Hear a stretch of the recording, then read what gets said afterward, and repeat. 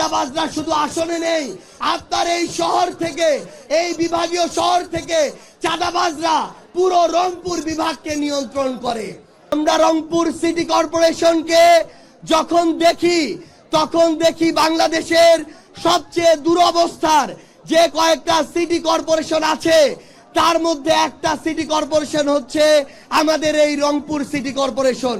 বাংলাদেশের জাতীয় সংসদের বিরোধী দলীয় চিফ হুইপ জনাব নাহিদ ইসলাম এমপি সহ জাতীয় নাগরিক পার্টি এনসিপির বিভিন্ন পর্যায়ের নেতৃবৃন্দ, এখানে উপস্থিত বিভিন্ন রাজনৈতিক দলের নেতৃবৃন্দ, আপনাদের সবাইকে জানাই জাতীয় নাগরিক পার্টি এনসিপির পক্ষ থেকে রমজানুল মুবারক।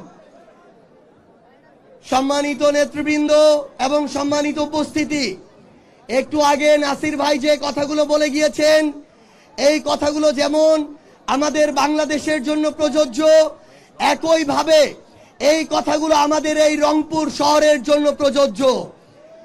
এই রংপুর শহরের এর আগে যারা বিভিন্ন দায়িত্বে ছিল, জনপ্রতিনিধি ছিল, কেউ মেয়র ছিল, কেউ এমপি ছিল, কেউ মন্ত্রী ছিল, প্রত্যেকেই তাদের জায়গা থেকে জনগণের যে ভোট, এই ভোট আমানতটাকে তারা তাদের নিজেদের পেট ভরার এক একটা রাস্তা হিসেবে ব্যবহার করেছে।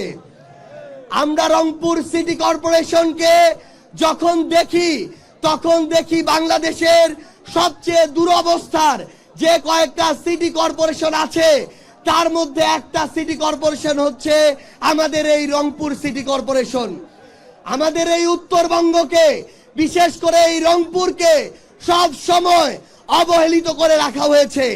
গতকালকে আমরা রাজশাহীতে গিয়েছি, আজকে রংপুরে আসলাম। যখন রংপুরে আসি এখানকার রাস্তাঘাট, অবকাঠামো, বিশ্ববিদ্যালয়, হাসপাতালগুলো দেখলে মনে হয় এটা তো বিভাগ দূরের কথা, বাংলাদেশের প্রথম সারির একটা জেলার মতো এই রংপুরের এখন পর্যন্ত উন্নয়ন হয়নি। আপনাদেরকে এই কারণে আহ্বান জানাবো, আপনারা এবার ন্যায়ের পক্ষে ভোট দিয়েছেন। এই রংপুর জেলার 6টি আসনে আপনারা আপনাদের জায়গা থেকে ইনসাফের পক্ষে ভোট দিয়েছেন, কিন্তু আমরা রংপুর শহরটাকে, এই সিটি কর্পোরেশনটাকে যদি এগিয়ে নিতে চাই, যদি আমাদের স্বপ্নের মতো গড়ে তুলতে চাই, তাহলে ইনসাফের পক্ষের কোন একজন ব্যক্তিকে আপনারা এই সিটি কর্পোরেশনের দায়িত্ব দিবেন। মনে রাখবেন, চাঁদাবাজরা শুধু আসনে নেই, আপনার এই শহর থেকে, এই বিভাগীয় শহর থেকে চাঁদাবাজরা পুরো রংপুর বিভাগকে নিয়ন্ত্রণ করে। এই রংপুর শহর থেকেই সন্ত্রাসীরা পুরো রংপুর বিভাগকে নিয়ন্ত্রণ করে। এই জন্য এনসিপির মুখ্য সংগঠক হিসেবে আমি আপনাদেরকে আহ্বান করব, জাতীয় নির্বাচনে আপনারা যেভাবে রংপুরকে, ওই সন্ত্রাসীদেরকে রংপুরে রুখে দিয়েছেন, আগামী নির্বাচনে, স্থানীয় নির্বাচনে সিটি কর্পোরেশন, মেয়র থেকে শুরু করে পৌরসভা, উপজেলা, প্রত্যেকটা জায়গায় আপনাদেরকে ইনসাফের পক্ষকে বিজয় করতে হবে। আমাদের এই রংপুরে এই যে রেল আসে, আমাদের এই রংপুরের প্রত্যেকটা জায়গায় আপনি দেখবেন অবহেলিত করে রাখা হয়েছে। এবার কি রংপুরে আর সন্ত্রাসীদের জায়গা হবে? আর চাঁদাবাজের জায়গা হবে?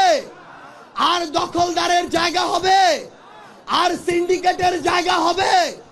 আমাদের এই রংপুরে এদেরকে আর জায়গা দেওয়া যাবে না। আরেকটা কথা বলতে চাই, আগামীকালকে 12ই ফেব্রুয়ারি, এই 12 তারিখে কালকে নতুন করে জাতীয় সংসদ বসতে যাচ্ছে। আমাদের যারা শহীদ পরিবার আছেন, আমাদের যারা জুলাইয়ের যোদ্ধা আছেন, আমাদের যারা রাজপথের সহযোদ্ধা আছেন, আগামীকালকে আপনারা ওই জাতীয় সংসদের সামনে গিয়ে অবস্থান গ্রহণ করবেন।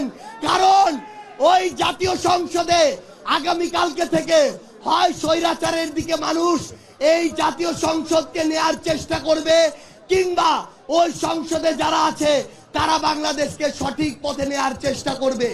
এই জন্য মনে রাখতে হবে, আমাদের এই ভোট, আমাদের এই জীবন, আমাদের এই আমানত, রক্ত, এত কিছুর বিনিময়ে নতুন যে বাংলাদেশ, এই বাংলাদেশে এই সরকার যেন নতুন করে আমাদের এই সংসদকে, আমাদের এই এমপি মন্ত্রীদেরকে নতুন কোন স্বৈরাচারের পথে না নিতে পারে। আমরা জুলাই সনদ বাস্তবায়ন চাই কিনা? আমরা সংস্কার চাই কিনা? আমরা সংস্কার পরিষদের শপথ গ্রহণ চাই কিনা?